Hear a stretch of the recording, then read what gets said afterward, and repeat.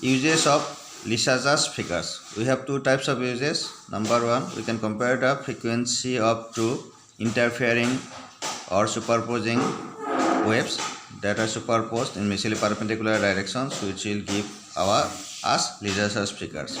To find out the frequency ratio, what we do, we draw the Lissajous figures, and suppose one wave is propagating in x direction, another is y direction.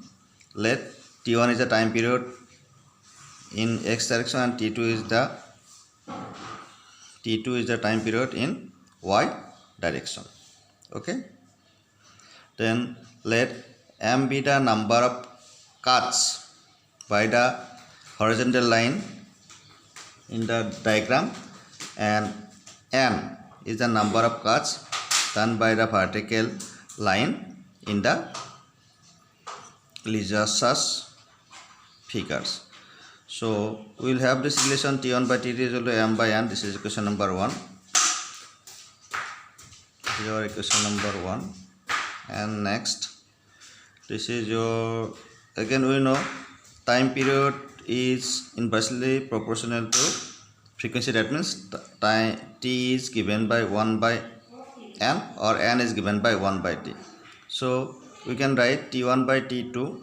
There T1 by T2 is equal to N2 by N1, where N1 is the frequency of wave in x direction and that N2 in y direction. So 1 and 2 gives m by n is equal to N2 by N1. So this will give you finally N1 by N2 is equal to n by m. That means frequency of vibration along x-axis divided by frequency of vibration along y-axis is equal to number of times the vertical line cuts the curve divided by number of lines times the horizontal line cuts the curve. Now to understand the situation, we have done three Lissajous figures: figure A, figure B, figure C. So x is the horizontal line and y is the vertical line. So you see the figure 1a, that is how many cuts are there in horizontal direction by the horizontal line 1, 2. In vertical direction 1, 2. So here we know n1 by n2 is equal to n by m, n is equal to 2, m is equal to 2, that is 1 by 1. Then you see in the figure 2, number of cuts in horizontal direction 1, 2. In vertical direction 1, 2, 3, 4.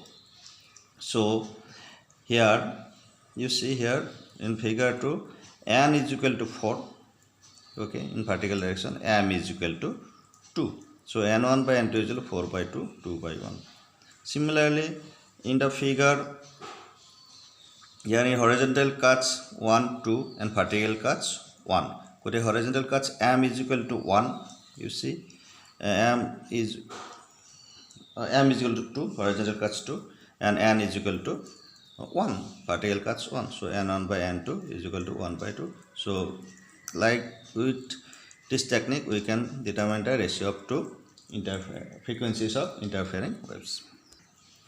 Next, we can determine the frequency of a tuning fork. So let us consider two tuning forks, one known frequency, another unknown frequency, and such that the frequency difference between the two tuning forks is very small. Let the two tuning forks be sounded in mutually perpendicular directions, and we will find some Lissajous figures, and the Lissajous figures will change with change in frequency, slight change in frequency, as well as with phase change. So in a cycle means 0 to twice pi, phase change 0 to twice pi. Suppose the time taken in a cycle to change this shape of the figures be t, then we will have the frequency difference between the two, n1 minus n2 is equal to 1 by t. If n1 n dash is n dash, difference of n dash and n is equal to 1 by t. If n dash is greater than n, you will have n1 minus n is equal to 1 by t. So what is n dash? Is equal to n 1 by t, and n minus n dash is equal to 1 by t if n is greater than n dash. So n is equal to this much we will have. So 1 and 2 will give you n dash is equal to n plus minus 1 by t.